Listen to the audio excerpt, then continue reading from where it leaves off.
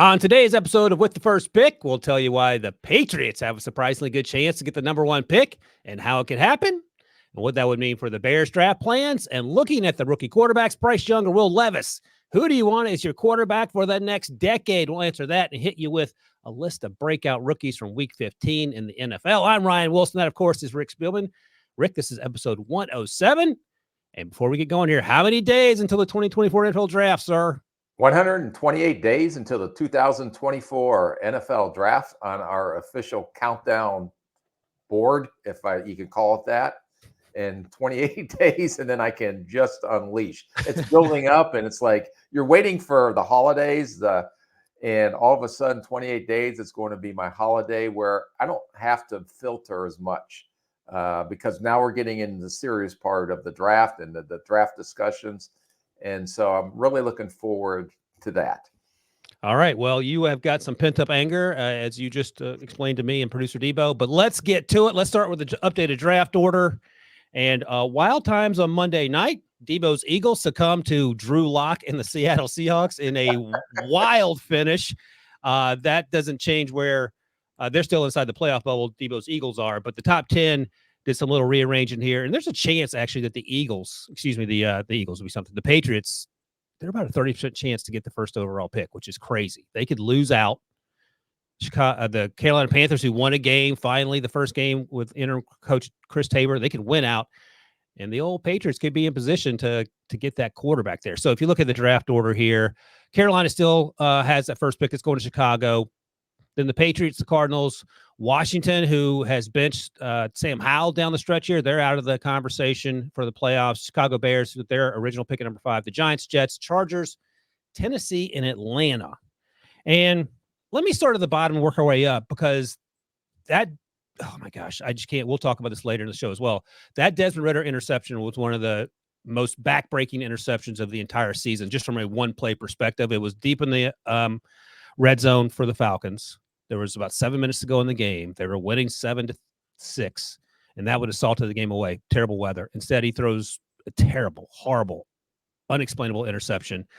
Bryce Young marches down the field and sets up the game-winning field goal. Great win for the Falcons, the Panthers, and that loss sent Des Ridder to the bench. And I just want to give you this stat. I saw this in Athletic after the game ended on Sunday. For this season, Ridder has 6 turnovers in the red zone, 3 fumbles, and 3 interceptions. He is tied for third most turnovers in the NFL with 16. It's unsustainable. And he's a great guy. He was a lot of fun to talk to at the Combine. You got a sense of how serious he was about his job, but it just hasn't translated yet to the field.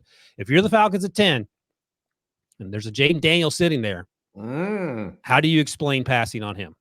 Yeah, I don't know if you can. If Jaden Daniels is their third quarterback, or Penix, potentially junior, Michael Penix Jr. But right now, and Desmond Ridder was a great kid, all A pluses across the board on the pre-draft process, intelligent. The biggest issue I had with him coming out was I thought he was a very good athlete for his size, but I really questioned his accuracy. What you're seeing here now is decision-making issues, especially in the red zone, taking points off the board. So, okay, first-year starter or full-time starter, I can maybe not accept, but understand 1 or 2 times where you screw it up and you do something and not take care of the football in the red zone. But it seems to continually show its ugly head. And this was another prime example. It's horrible conditions, rain, wet, cold, and you're right there to finish the game. Just don't make a bonehead play. So why or what the reason was that he made that bonehead play, I don't know, but you can't do that.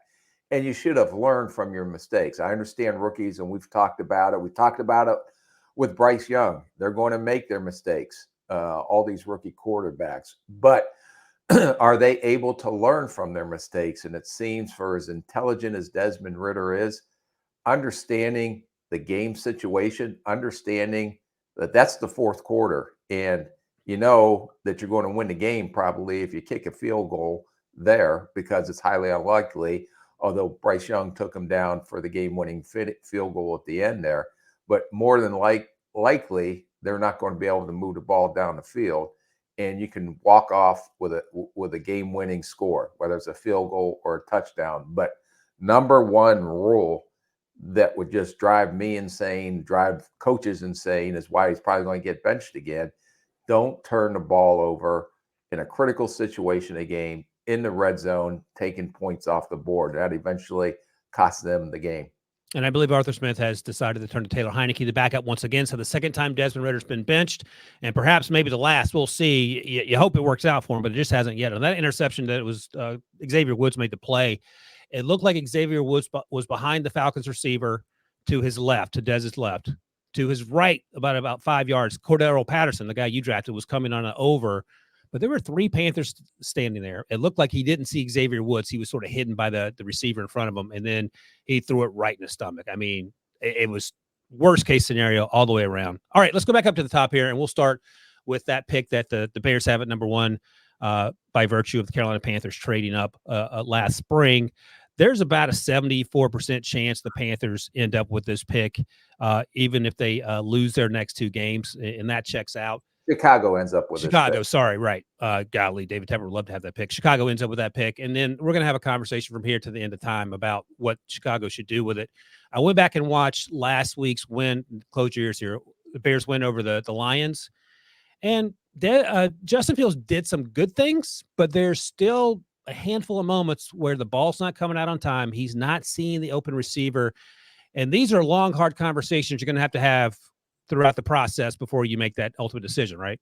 Oh, yeah. No, and I've watched a lot of his games. I watched that game you mentioned, the Detroit. I watched the game last week. And the question is, there's actually no question about his athleticism and his ability to make plays with his legs, because Detroit, he seems to run for 5,000 yards every time he plays against the Detroit Lions, which baffles me on trying to do something to stop him from hurting you. Keep him in the pocket. He's not a true pocket passer. He still struggles to get through his progressions. He has tendency to hold the ball, but he is a very talented thrower down the field. He has more than enough arm talent to make throws and off-schedule plays and everything you want. I mean, the launch into the end zone at the end of that Cleveland game was a great throw. You know, you gave your team a chance by just putting it up there, and unfortunately, Mooney dropped the ball, and that would have won the game.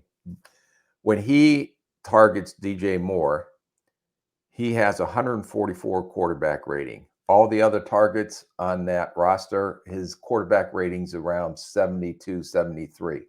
So the question is, if you have DJ Moore, and let's say you ended up with a Marvin Harrison Jr., who also comes from Ohio State, does that propel him to the next level, having 2 of those type receivers as they continue to get better on defense and build around them?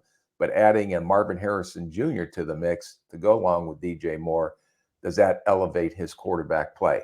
I don't know if it's going to increase, which he needs to improve on. And I have the biggest question is his processing. And when he's in the pocket, can he get through his progressions or not? That I don't know. You know, it's funny, Rick. I was talking with our buddy B-Mac about this on HQ after the Monday night game in which Debo's Eagles found a way to lose to the Seahawks, and the struggles that the Eagles offense is having with Jalen Hurts and new offensive coordinator Brian Johnson, and how important Shane Steichen was to what they were able to do. And not to take anything away from Jalen, but I think that marriage is one that we maybe don't talk enough about, the OC and the quarterback. And I mentioned that as we were talking about Justin Fields and Luke Getsy, that relationship in terms of working on the field doesn't appear to be a home run. Like, they need to go to some more marriage counseling to put it in marriage terms. Their professional relationship, they may be best friends. But I mention that because if you look at the teams that are currently in the NFC that are inside the playoff bubble, and number 1, of course, is Brock Purdy and Kyle Shanahan. That makes sense. Mike McCarthy's had a renaissance of sorts with Dak Prescott in terms of his play calling. Your guy, Ben Johnson and Jared Goff, match made in heaven. Even Canales down in Tampa Bay with Baker. Baker had a fantastic game over the weekend. Perfect passer rating in Lambeau Field, the first visiting quarterback to do that in the history of Lambeau. And then you have KOC, Kevin O'Connell, and the magic he's been able to do with guys not named Kirk Cousins. And even when Kirk was healthy, Kirk was playing at a high level. And then finally, I'll mention Sean McVay and Matthew Stafford. Those teams are in the playoffs, and they all have OCs and QBs that are on the same page. Yeah, no, that's the critical piece of this is how that marriage, as you put it in your terms, I would put it in the football relationship business. Okay. But that's critical. And, right now, I don't know if Getsy and Justin Fields are the right match or not. So, but Justin Fields has played better this year than he has as a passer. So who knows? But it's year 2. So maybe year 3, they go to your marriage counseling suggestion and end up becoming a match made in heaven. That could be our racket. We start a marriage counseling QB OC business. Maybe I'll make enough money to live in your guest house out there on the island. That would be nice. Oh, yeah. The guest house, just very humble, little shack here on the island. I love that you're struggling to find words to describe the palatial estate with which you find yourself. Can I ask a quick hypothetical? I know Rick hates hypotheticals, but Debo, don't ask anything until you get a better attitude, because you've been kind of, you got a bad attitude. It's like you're pissy today for some reason, and I don't know why. It's, we need to go to marriage counseling. I think all 3 of us. Ryan, who was more pissy at 11:07 before we started recording this? I was going to say it's a sad day when I'm the happiest person on the podcast. So we got some work to do, boys. What's your question? Hypothetically, let's just say the Panthers, they owned the number 1 pick last year and didn't have to make that trade. They drafted Bryce Young. If they had the number 1 pick this year, what would they do? Oh, Rick, what are we doing? Oh, boy. Rick doesn't want to talk about this, Debo. I'm going to either trade out and accumulate more picks that I gave up for Bryce Young, or I'm going to take Marvin Harrison Jr. because I think that would be a home run to put him with Bryce Young. You know what I actually might even think about doing, Rick, if I were in Debo's scenario? I might trade down and get a couple first rounders, maybe stay inside the top 10, and I might take Malik Neighbors and Rome Odunze. Like, you just have to fix the guys who can't run in the open field. Now, there'll be guys in rounds 2 and 3 and day 3 that we'll talk about as we get through the process, but just sort of galaxy brain fixing the offense as quickly as possible. That could be one solution. Maybe Marvin Harrison Jr. and then an offensive lineman, if you're able to trade down 1 or 2 spots, something like that. But yeah, so I think no thought to trade Bryce and draft Caleb. No, none. Where are you trading Bryce? Number 1, I would actually, the Steelers, I would give a first round pick for Bryce Young. Like, I'm not even kidding. In a heartbeat. Oh my gosh, I don't even want to talk. That's how precarious my situation is. That I would love the idea of Bryce Young. I would drive him to Pittsburgh, but I don't think so. Like, do you think there's anyone in the league just making you speculate? I know you love doing hypotheticals, Rick, that would be willing to move on from Bryce after year 1 for whatever they thought the franchise quarterback was? Do that. You just gave up all that draft capital, and is it his fault? Some of it, the growing pains, but boy, we're throwing. How do you say those terms? It's the baby out with the bathwater. Yeah, you're splitting a baby in half and throwing them both out in the bathwater. I don't, whatever I like the that better. terminology is. My Spielman mind. We'll talk more about Bryce later. That's a little tease, but just wanted to ask your favorite hypothetical there. We got a new one. I got a new analogy out of it, though. You split the baby in half, then you throw it out with the bathwater. I like that. All right, let's talk. Both halves. Let's talk about the Patriots at number 2. Again, as I mentioned, they could lose out and have something like a quarter to 30%, 25 to 33% chance to get that first overall pick. We don't know who the coach is going to be. We don't know what the front office is going to look like in New England. All the reports are such that Bill Belichick maybe will be coaching his last game in 3 or 4 weeks from now. If you're the Patriots, well, we've said this thousands of times already, they have to get a quarterback. If you're at number 1, Rick, and you're the New England Patriots, not knowing anything about the staff or anything, who are you taking? Right, Caleb Williams. My God. Okay. We've talked about it 100 times. I didn't know. Williams or Drake May. Caleb Williams first, and then Drake May. I'm going to tell you something that I was thinking about yesterday, because I don't mean me and you, just everyone in the draft meeting, even in the NFL, are regularly wrong about, a lot of the draft, because it's hard to predict. I might be of the opinion, by the time it's all said and done, that Jaden Daniels will be my quarterback 2. I eagerly await your response to that. count to 10, 28 days. That is a great thought, and I'm sure a lot of that may be brought up in draft meetings. He had an incredible year. Next What question. are the percentage chances do you think 5 years from now, Jaden Daniels is better than Drake May or even Caleb? I mean, it's not Well, outrageous, right? no. I think he's going to be a really good quarterback in this league. Okay. Because what happens is you fall into the pattern, we being me, of like, oh, everyone just rubber stamps this quarterback as QB1 or QB2. It happened with me with Zach Wilson. And I'm like, you know what? Maybe Jaden is going to be better. I just think that's something I don't want to be a follower, Rick. I want to be a leader. That's what I'm saying here. That's why you're the GM of this podcast, and I'm just a scout in the corner, sitting next to the owner. Yep. Talking to the owner. That's right. Giving them some ideas that I may not agree with. All right. So if they're Patriots, you're taking Caleb, according to Rick. I think that's right. I think you don't overthink it. You take Caleb and you move on. And by the way, if you're going to be in that division with Josh Allen, you need someone that's Josh Allen-like. And I think Drake May has a chance to be a good quarterback. It felt like to me, tell me what you think of this. Caleb did a better job of dragging that USC offense up and down the field, even though they lost 5 games, than Drake did at UNC. I think that Drake did a pretty incredible job this year with the talent around him. Yeah. I'm not saying, yeah. I'm a Drake May fan, so I'm sorry. Don't apologize. I like Drake May too. Don't get me wrong. You're right. I'm wrong. It's as soon as I turn around, you're talking to the owner. I know how you are. All right. The Cardinals are at 3. They're not, I don't know what would have to happen for them to get the first overall pick. It's not happening, basically. So there, I think you're either thinking about trading down, and it may even be, you may be out of the Marvin Harrison Jr. business if you stay there. But it feels like the top 2 picks are going to go to quarterback. So Marvin Harrison Jr., what has to happen for you to trade out of that pick if Marvin Harrison's sitting there staring you in the face? Well, they did get a lot of draft capital last year when Houston came up and got Will Anderson. So first year of the program, will they continue to try to accumulate draft capital? But it's hard to pass up a blue chip player, especially at the receiver position, and how important the receiver position is now to quarterbacks. So I think if Marvin Harrison wasn't there, I would seriously consider trading down. Although Fashanu is going to be sitting there. Maybe you can get an alt if you move down a little bit. You have to understand who's behind you, how far you can go back before losing one player or 2 players that you covet. Because if you move down too far and you lost both tackles and Marvin Harrison Jr., then I'm not feeling very good.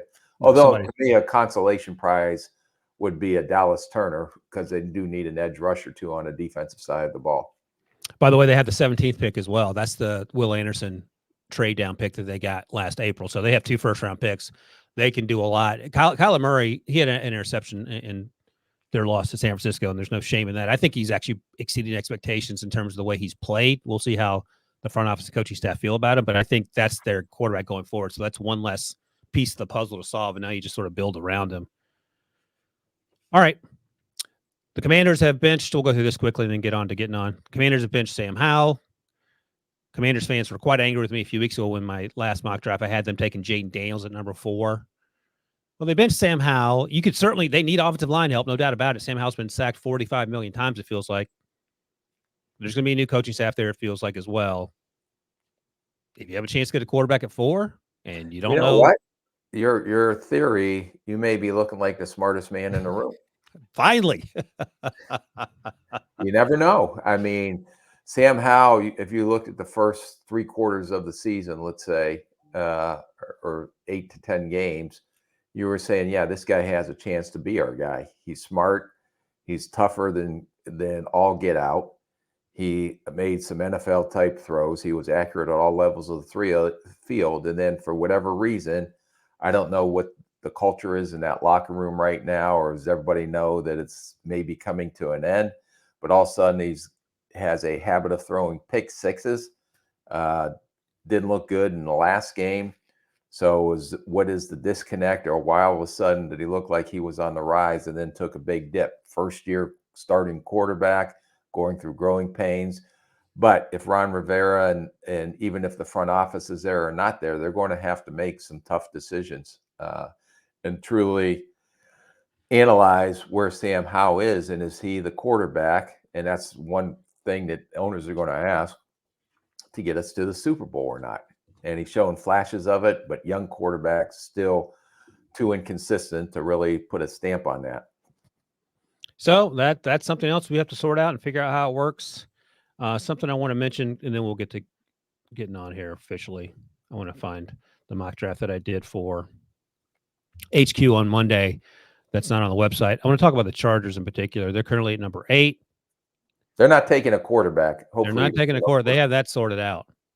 By the way, before we talk about the Chargers, what they should do draft-wise, Rick, are you willing to confirm, deny, or you just want to stay silent on the report I saw in The Athletic that you will be one of the candidates potentially interviewed for the Chargers now open? I am very, very, very happy being in this podcast and sitting in the corner of the room watching you conduct this podcast as the general manager. And as long as I can sit next to the owner in the corner, I will continue. And Debo, to me, although you and him have a little thing going on the side when you do all your coup meetings without being involved in them, I consider Debo the owner of this podcast.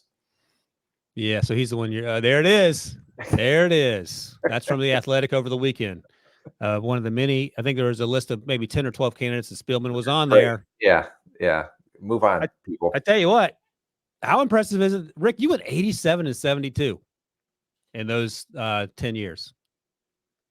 Made the playoffs 4 times, including the NFC Championship game, and that was the Saints loss. Is that what that was? Yep. Okay, sorry about that. Yeah, that NFC Championship game, that was the Philadelphia loss. Yeah, I remember that one. And then the other one was the Bounty Gate in New Orleans. We were to the NFC Championship twice. We lost to New Orleans when we had Brett Favre. We had 12 minutes. Oh, wait. Took us out of field goal range. Wait, you were the GM when Brett Favre was there? I was the vice president of player personnel. Okay, and that's when Greg Williams got in trouble. Oh, God, how did I not know about that? Yeah, twice in my tenure at Minnesota, we got to the NFC Championship game. Well, 87 and 72 is a fantastic record. I think our record here is 107 and 0, 107 episodes to 0. So your winning percentage has gone up. All right, folks, you heard it here first. So when Rick takes that Chargers job, we can bring this back up to him and ask him what happens. Hopefully, Debo, he'll bring us along to be the podcast team that documents his day-to-day. Nothing, Rick? Now, can we move on in life? Yeah. There's going to be Rick, LA, Hallmark. We talked about it. Oh, that's right. Oh, you want to know a quick story? I got an email from my pickleball group since I'm retired. And Hallmark is actually shooting a movie on the island. And, you told us you fell asleep when they came to the bar. Well, I found out at the pickleball resort that I belong to that they're looking for extras for a beach party. Oh, so you're going to be there in your bathing suit? I doubt I'm going to sit there between 10 and 5 waiting to get chosen. So you're not willing to put in the hard work is what I'm hearing. You want to just be a first-round pick and just show up? No, I've put in my due time.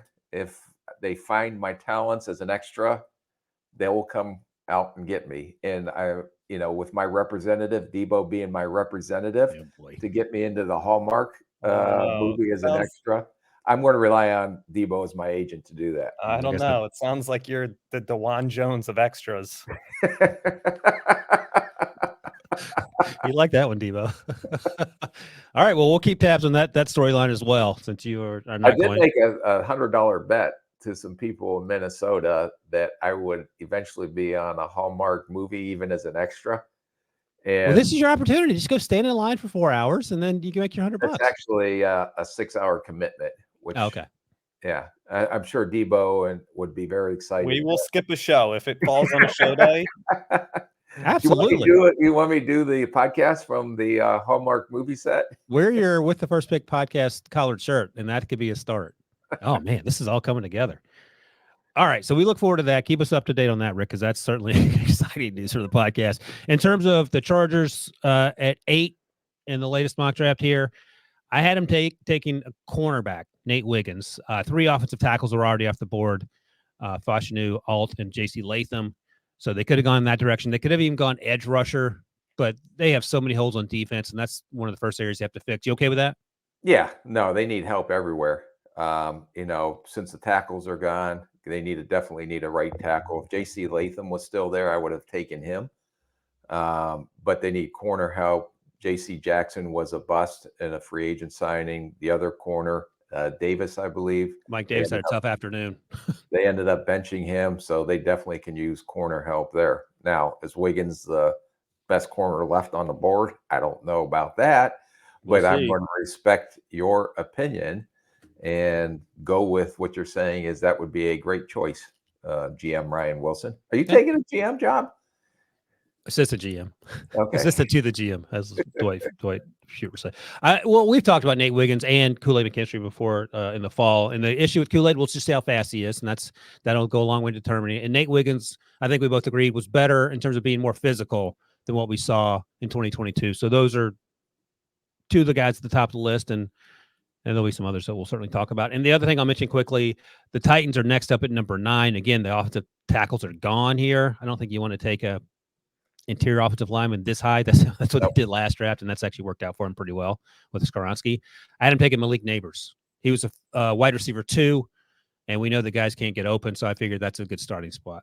Yeah, no, I love he's my number 2 receiver right now on the board on whatever big board you have. I don't have a board or a mock draft. You have a Rolodex. Yeah, I have a Rolodex. He's my number 2 guy right now.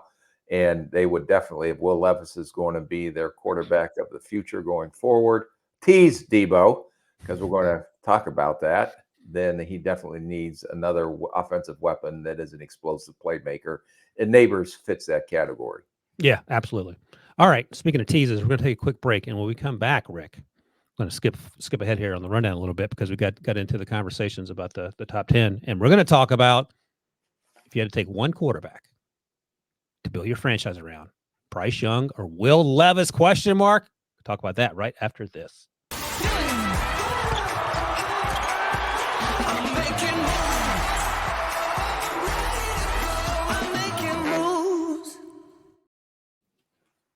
All right, let's get into these rookie quarterbacks. Let's talk about both their games in Week 15, and then I'll ask you the question of all questions here, which I already know the answer to because I can read your mind, Rick.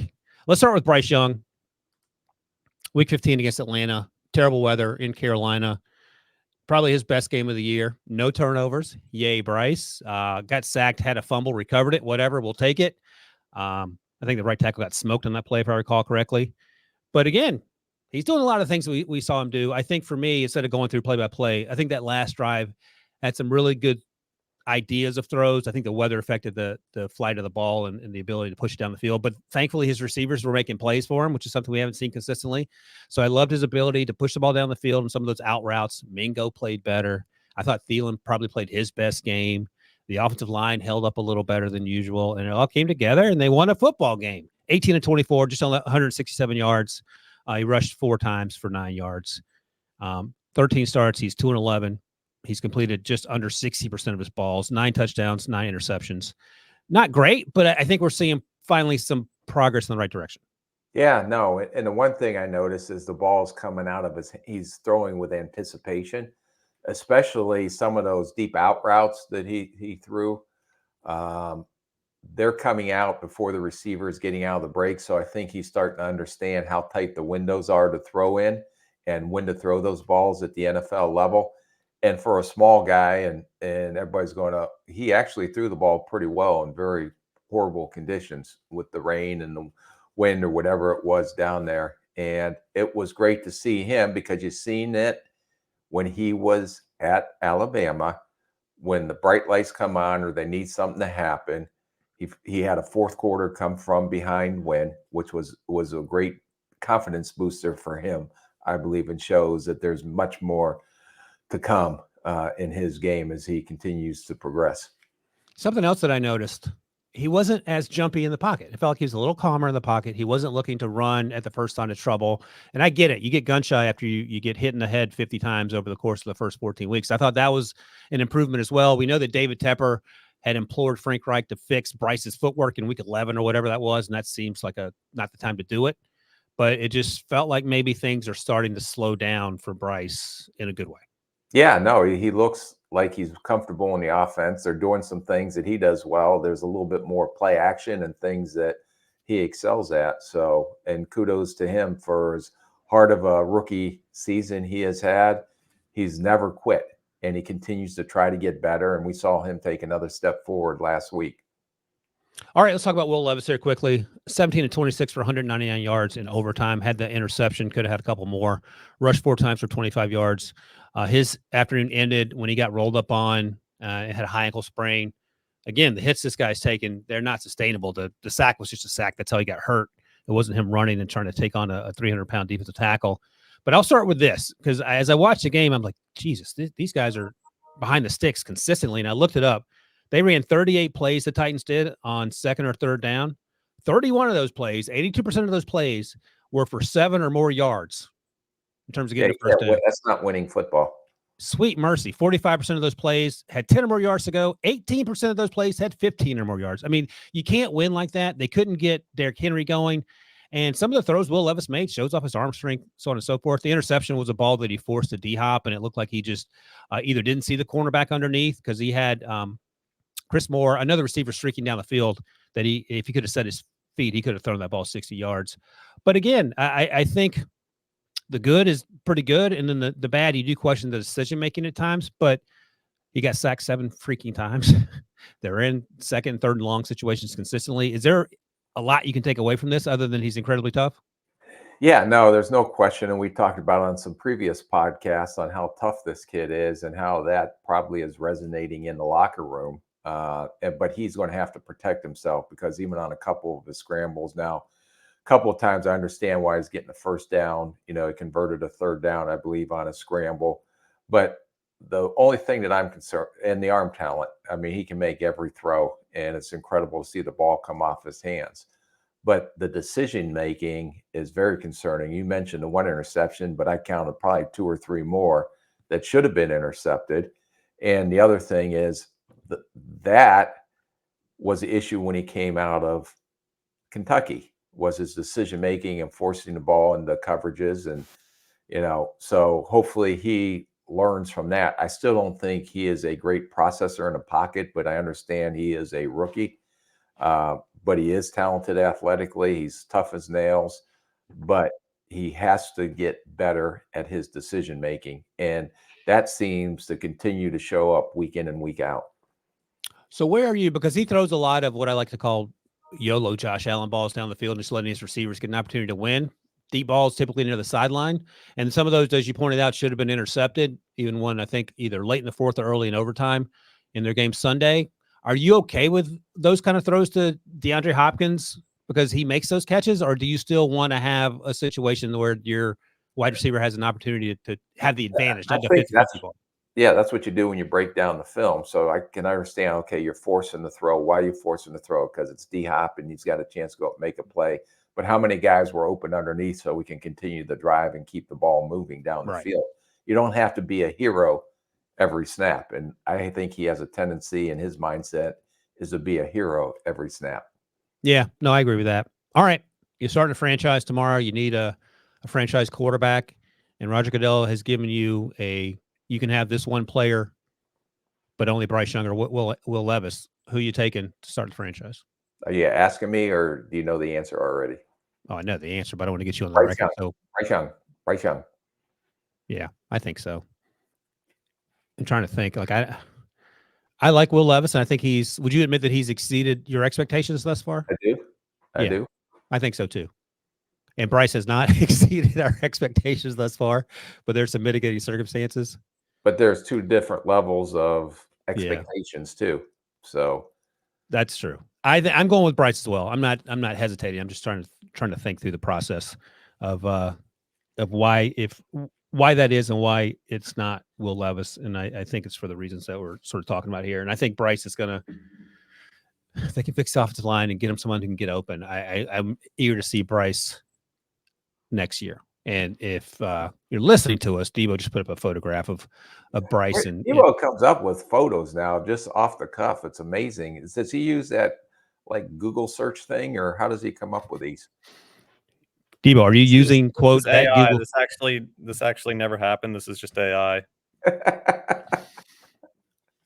Do they play? They might be. Is it AI? No. What do they play? They played a couple weeks ago. Oh, they did? I mean, I can't remember anything. Yeah, if you're looking at it's a photograph of Young and Will Levis talking to midfield, and our buddy Pete Prisco's first comment would be, "Look how short he is." Yeah. Yeah, that's fine. It's fine. All right. Got him on record, Debo. He's taking Bryce Young over Patrick Mahomes. You heard it here first. I think Joey Harrington may surprise some people this year. That's Pete from Training Camp 2007 talking about the Falcons and Joey Harrington in his squeakiest of squeaky voices. Oh, man, that's hilarious. I think Joey Harrington is going to surprise some people this year. Hey, listen, credit to Pete Prisco for going through puberty at age 48. So he finally got there. He did it. His voice has changed, and now he's a big boy. And he still didn't grow. He didn't grow, but his voice changed. So you can't have everything, Rick. We all can't have your head of hair and your power lifter physique. Can't wait to see you in that Hallmark movie.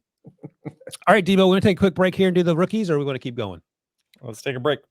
All right, let's take another break. When we come back, we're going to talk about our top 5 breakout rookies from week 15.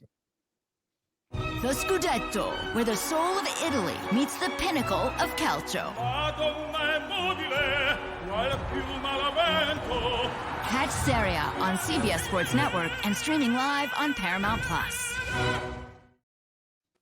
All right, Rick, Debo and I were scheming behind your backs once again. We made up a new rule about the top 5 rookie performances because it was basically the same players each and every week. So we decided instead of us regurgitating the same thoughts about the players, even though they continue to do amazing things, Debo came up with a rule. If you've been on the list more than once, you can only get honorable mention. We can't just spend all the time talking about you. And that, of course, refers to Sam Laporta, Jahmyr Gibbs, and Jordan Addison. I keep hinting at it.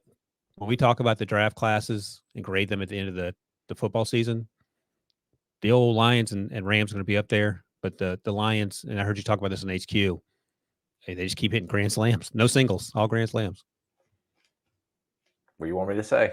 There you go. You can't disagree with that, can you? All right, so let's get into the meat of the top 5 rookie breakout performances. We talked about the rookie quarterbacks in the last segment with Will Levis and Bryce Young, but there's another rookie who outplayed them both combined. Aiden O'Connell, day 3 pick out of Purdue, starting quarterback for the Raiders, 20 of 34, 248, 4 touchdowns, sacked just once.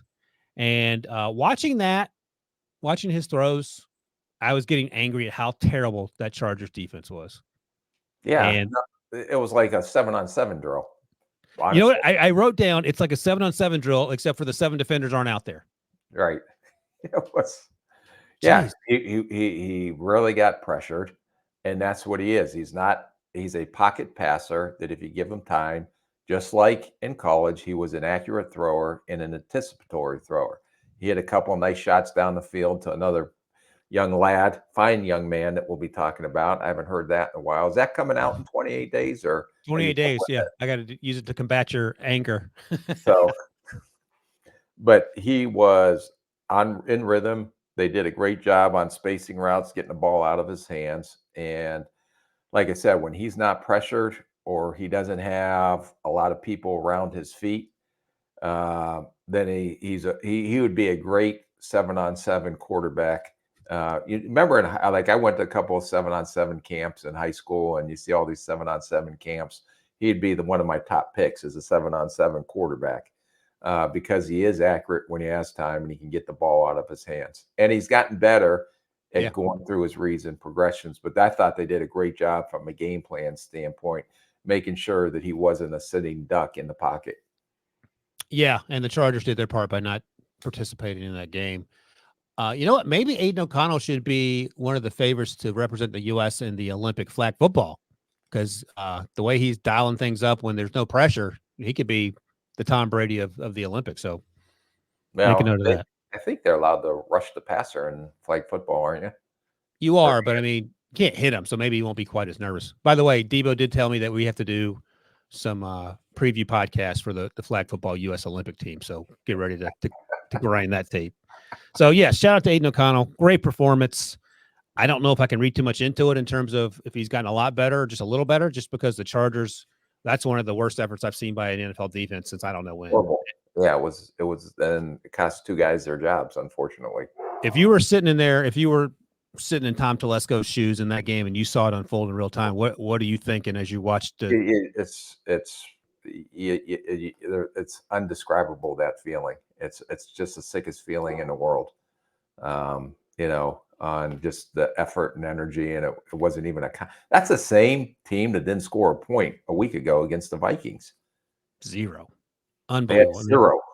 Dropped 63. Is that what they ended up with in that game? Oh my gosh. Rick, can you remember the biggest loss you were a part of? I mean, like an ass whooping like that. Yeah. I'm probably not 63 points, but I don't have an immediate answer, but I can do some digging. I thought Debo had some Eagles game that he wanted to bring up. Well, I would bring say that game you brought up earlier. I will give you a game that would just look like helpless. It was my first year as a vice president of player personnel in Minnesota, and Tom Brady and the Patriots came in, and Tom Brady, it was like, I don't know what that final score was. I can't remember. It was back, I believe, in the 2007 season. But it was like watching a 7-on-7 tournament. We couldn't stop anything. And it was just, my neck was so sore because I was like watching a tennis match, how fast it went up and down the field on us that night. You want to hear something funny about that game?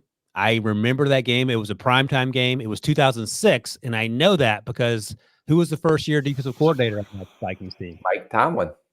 So 2007, he gets hired with the Steelers. I was at training camp, and I was talking to him there because we went to William Mary together. And did you let him know that you know me? Did you say, hey, you know Rick Spielman? I'm going to work with him on a podcast 20-some years from now. I told him that. I told him that we worked together at Ohio State Pro Day when you didn't introduce me. He seemed happy about that. But I talked to him at that Steelers training camp, his very first training camp as head coach. And I actually said to him, I said, hey, let me ask you something. So what happened? I literally said, what happened in that game against the Patriots when you guys didn't seem like you had a chance? I don't remember what the score was that game. And he said to me, sometimes you just don't have the players. That's literally what he said. And you didn't know, like, to your point, like, you feel helpless. Like, there's nothing you can do in that moment to stop Tom Brady if you don't have 11 Pro Bowlers out there to stop Tom Brady. And that's what happened in that moment. And it was 60 minutes of tough football. Because I was thinking about, okay, what do you do? How do you solve it in the moment? And there are no solutions unless you have a time machine or something. Yeah, no, you just sit there and you just take your beating. Yeah, and that's funny. That's the game. That's funny. And as a GM, there's nothing you can do about it. You can't change personnel. You don't call plays. You just sit there helpless, and you're just watching it and taking your lumps as they come, and hopefully you're going to have brighter days ahead. But those are miserable games to sit and watch. That was 31-7. Yeah. I can't imagine what Tom Telesco was going through on that last Thursday night. What'd you say, Debo? I can't imagine because I've been there and seen that. 31-7. Tom Brady, 372 yards, 4 touchdowns. Brad Johnson, 185 yards, 3 picks, and then Brooks Bollinger came in and threw another pick. Was Brady like 49 of 50? He was 29 of 43. Oh, not even that good. No. He missed a couple. Yeah, just wanted to, not to belabor the point here. 2011, there was a 45-7 loss to the Packers. And there was also a 34-0 loss to the Packers in 2007. Oh, that's 2007. Okay. And a 42-10 loss in 2014. It tends to be the Packers on this list. Yeah, that's amazing. Yeah, but I bet you our record was 500 against the Packers through my time there. Just when you lost big. Yeah, well, we went down. We didn't even go down swinging. We just went down. He just jumped right off the cliff. Yeah. Debo's taking. It was like that, if you're in a fight and someone throws the first punch and he doesn't even connect and you just go down. Just lay there. Get on with your day. You don't have to sit there and clean up all the blood. You just take your lump and walk out of there. Take the one. I will say, don't get up. In your defense, in that loss to the Patriots in 2006, number one, you scored. Number two, it wasn't to Aiden O'Connell and an interim head coach. So you get points for that. Yeah, and those blowouts were probably against Hall of Fame quarterbacks too. Right. Absolutely. Shout out to Brad Johnson. I think he's from Black Mountain, North Carolina, if I recall correctly. Where did Brooks Bollinger go to college, Rick? Wisconsin. No, that was too easy. All right. Next up on the list of our standout rookie performances, week 15. The guy that caught 3 passes, 2 of which were touchdowns from Aiden O'Connell, Trey Tucker. We saw him at the Senior Bowl. We've talked about him earlier in the pre-draft process, earlier this season as well. He struggled with drops earlier on. No such concerns against the 7-on-7 Chargers. 3 catches, 59 yards, 2 touchdowns, wide ass open on both. But he ran the route, caught the football, and he provides that team a little juice down the field. We know what Devontae Adams and Jacoby Myers can do. They're not possession receivers, but they don't have the juice that Trey Tucker has when he's sort of locked in. He's not done what Tank Dell was doing before the injury in Houston, but that was the plan when they drafted him, and I think he has an opportunity to give you a little bit of that every now and again. So progress, right? Yeah, there's no question about the vertical speed, and that showed up on 2 of those post or deep, the routes that he caught the 2 touchdowns on. He's still not the same athlete that Tank Dell is. He's a little Right. tight in his hips. You see that in some of the routes that he runs on in-breaking routes or anything short where you have to use some athleticism. I think he's a little stiff through his lower, getting into and out of his cuts. He's a little bit of a body catcher. He's not a natural hands snatch and pluck guy, but he does give them some explosive playmaking ability down the field. But to say that he's Tank Dell, I'm going to respectfully disagree with you because Tank Dell is a much smoother athlete. I didn't say he was Tank Dell. I said that's sort of how the role they had envisioned for him when they drafted him in terms of being an undersized, twitchy little receiver. Okay. You agree with that part or not? Yes, I do. 100% with you. There you go. Thank you. 28 All days, right. count to 10. Next up, I think you can take a deep breath on this guy because this is a layup. Brian Brzee, defensive lineman out of Clemson, went to New Orleans in the first round. And I've talked about this before. He didn't look like a first-round pick last year for a number of reasons. He looks like a top 10 pick the way he's played. I think this is the second time on this list, so he is now disqualified from ever being on this list again. But he gave, I'll say our guy / your guy, John Michael Schmidt, a little trouble. The rookie center for the Giants, had 2 sacks, was extremely disruptive in the middle of that defense, and he's been a lot of fun to watch. And it was over a lot of it was over the left guard too. I think that they slide Pugh inside, number 67. Yeah, Pugh got long arm to the ground at least once that I saw. Yeah. So, and that was a kid that was, or player that was sitting on a couch 2 months ago that came in. Joe Flacco. Yeah, they must have been watching games together. No, they're watching Hallmark movies together. They got a call. Yeah, they got the call. I know I'm going to get the call from Hallmark. Debo's going to come through for me. Fingers crossed. But no, he doesn't play a lot on run. I think he only had 5 snaps against the run, so they're using him more as an inline pass rusher. The 1 sack, he's very good at working the edges. I think the athleticism and his size and his strength, but he also has some finesse to his game as well that shows up. The other sack was on a game where he looped around on the outside and got a sack on a quarterback, but he got numerous pressures. And I think you're seeing what we said in the past that you saw 2 years ago before the ACL and before all the tragedy he had to go through in his life with his sister, the type of player that he was. So that's a great draft pick by Mickey Loomis down in New Orleans, and I think he's going to solidify that defensive line. It's hard to find 3 techniques that can rush a passer that are that size, and he's exceeded probably expectations on a lot of people. Speaking of which, that sack that Jalen Carter had on Monday night, where he bull rushed the right tackle, the right guard. Oh boy, that was special. And I had said on HQ that Jalen had sort of not disappeared, but hadn't been quite as effective. I think he watched that segment and got himself rightly motivated. Yeah. Good thing you motivate these guys. I know, right? You're welcome, Jalen. All right, next up, Rashee Rice. This is his second time on the list, so he's also now disqualified going forward. 9 catches on 9 targets. That's what we like to see. 91 yards, had a touchdown. He is basically their go-to guy. Kadarius Toney, sweet mercy alive. I don't know what's going on. It seems like it's probably mostly mental at this point. Sky Moore hasn't quite worked out as the former second-round pick, year 2 player. But Rashee Rice, and you talked about this for several weeks now, it was going to be a matter of time, and that time has arrived. And they get him the ball in space. They don't necessarily ask him to run deep routes. He can do that, but they say, here, take the ball and then do your thing. And he's been quite effective. I'd like to see fewer opportunities to turn the ball over. He does that occasionally. He had another fumble in this game, but he recovered it. But other than that, I don't have any complaints. No, his confidence level is shooting through the roof, and you can see the chemistry between him and Mahomes is starting to have a lot of confidence in him. It's a lot of underneath routes, the bubble screens. He's more than athletic after the catch, more athletic than I thought he would be in his run after catch.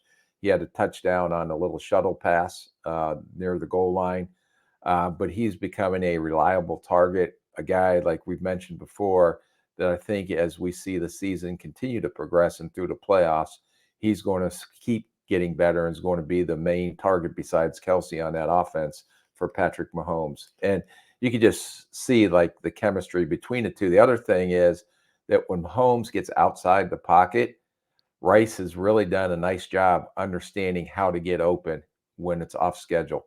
He just doesn't sit there or stay covered. He's coming back to the quarterback. He's giving him an opportunity to have another target. And I think that's where the chemistry is between him and Mahomes is starting to develop.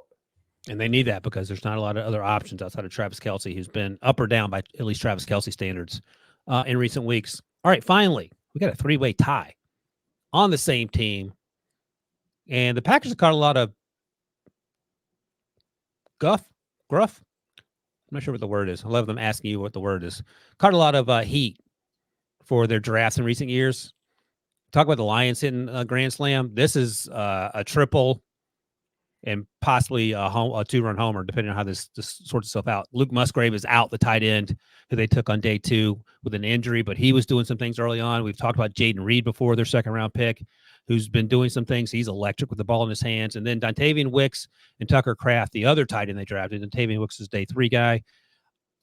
I don't even want to say this out loud, but during the draft process, I thought Tucker Kraft reminded me a little bit, brace yourself, get your little squeeze ball out, of a mini Travis Kelce in terms of his ability against FCS competition. That's fine. You don't have to like it. He's showing me, he's proving me right, Rick. Four catches, 57 yards and a touchdown. Dontavian Wicks out of UVA didn't run well at the combine. I thought he had a pretty good week at the Senior Bowl when we saw him there. He had 6 catches for 97 yards. And then Jaden Reed is the twitchiest of the bunch and probably one of the twitchiest in this draft class. And he's getting more and more run, 6 catches, 52 yards. And let me start with this. What if the Packers had drafted, the Panthers had drafted these 3? Do you think things would be a little different for Bryce Young? It just goes to show you can flip the script pretty quickly in terms of getting guys to help your offense move the ball up and down the field. Yeah, no.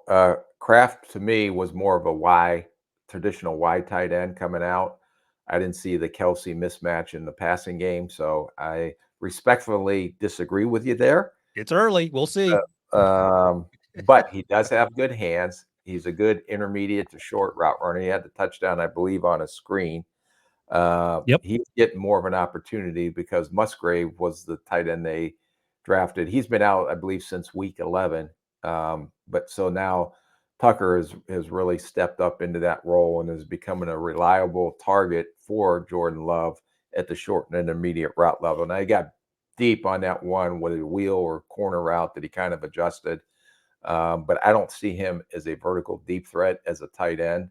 I see him as a very solid on the line Y, maybe some H, that's going to be a reliable target underneath. I've been very impressed with Wicks. And the thing that's impressed me a lot about him is he may not be as fast as some of the other receivers that came out, but he plays to his time speed. Some guys run 4.3, 4.4, but play like they're 4.5. Some guys run 4.6, but play like that. If he's in the 4.5s, he plays up to his speed. And he's a smooth route runner. He has that flexibility and to adjust with his upper body to off-target throws. He has a large catching radius. He's not very dynamic after the catch, but he seems to go up and get the ball in contested situations. But my favorite of them all has been Jaden Reed, who I like coming out of Michigan State. I went back and watched some of the jet sweeps they did against the Giants a week before. He's just a dynamic playmaker with the ball in his hands. He's a slot receiver. I want to label him a gadget guy, but you can do a lot of things with him. They put him in the backfield and run routes out of the backfield. They put him in the slot. They do a lot of things with this kid. And for a rookie to be able to line up at multiple positions and do what he's doing, I've been very impressed with. Yeah, a couple things. Wicks also showed an ability to rack up the yak, like run through arm tackles in the open field, which is you need to do those things if you're not going to be incredibly dynamic. And with Jaden Reed, something that I kept noticing is that they put him in motion to help get the leverage off the line of scrimmage. And that's I keep talking about Bryce, but you just see the static offense they run there. And this is a silly question, but both second-round picks. Who are you taking in a redraft, Mingo or Jaden Reed? Reed. Yeah. I like Reed ahead of Mingo in the process last year. All right. I just want to get you on record with that as well, because it always comes back to Bryce. So, yeah, great job by the Packers. I'm actually looking forward to doing this, grading the rookie draft classes, because there have been a lot of good ones. In fact, I don't even know if there's been one that I'm like, oh, this is terrible. A lot of rookies were performing this season, in part because of need, in part because they're playing well. But that's something on the to-do list. All right, Rick, that's all we got. How is this like? How long? I mean, I've got to start prepping for this. Are we doing every 32 rookie class? Are we doing like top 3, your 3, my 3? We're doing all 256 players, 3 games each. Perfect. No, we're just gonna. We've seen so many of these guys that you don't have to kill yourself to do it. I know you can't not do that, and we'll eyeball it.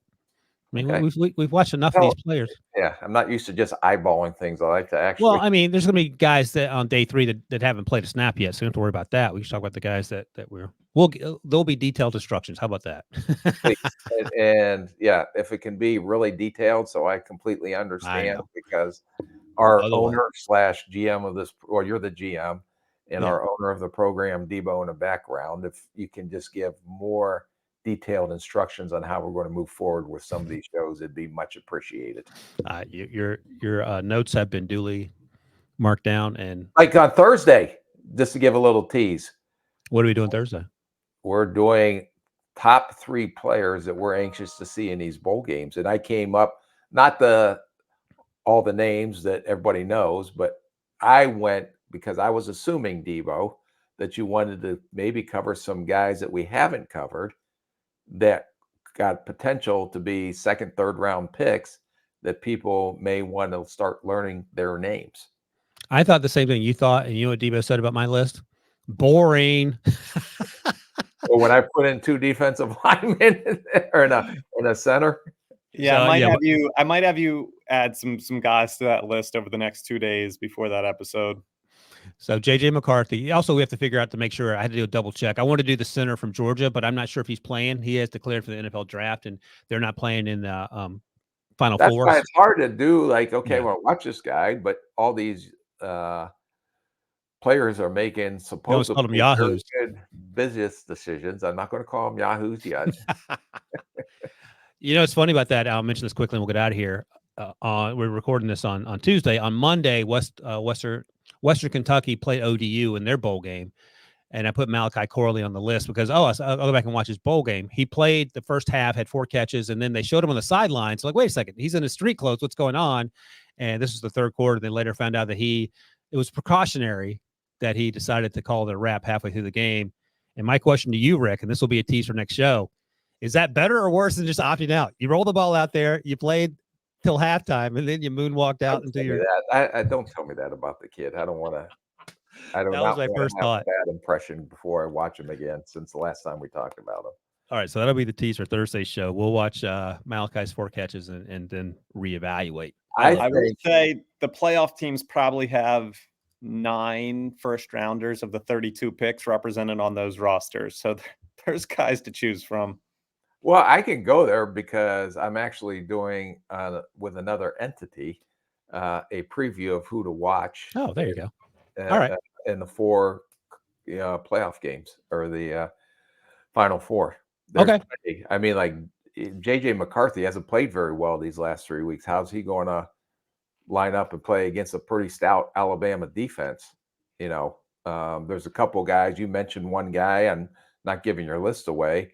Not named Dallas Turner, but a guy named Braswell, to see how he matches up. How does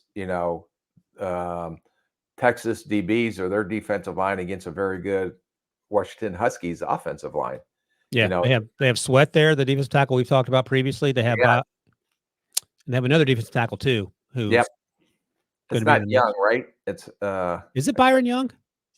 I can't remember what his name Everyone's is. named Byron Young. But anyway, we'll circle back. We'll get Debo's thoughts because he doesn't want the boring list. So maybe we'll do the big hitters, and then we'll do some day 2, day 3 type guys as well, because we like to do thorough around here, despite Debo's. You're talking Surface. Byron Murphy, right? Byron Murphy, thank you. Yeah. The cornerback out of the play for the Cardinals is now the defensive tackle for the Texans, the University of Texas. All right, we'll talk about that on Thursday. So look forward to that. We'll have an extensive list of more than 3 guys. I can guarantee that, Rick. So prepare to do your homework. But before you go, if you like what we do here, be sure to tell a friend because it helps spread the word, especially now that it's almost New Year's and we're in full-on draft mode. Otherwise, Rick, that's it. That's a wrap on episode 107 with 128 to go. The intersection's coming, so look forward to that as well. Thanks to all you guys who watch, listen, and comment. As always, thanks to Rick. Thanks to Debo for producing. And we will see you guys on Thursday.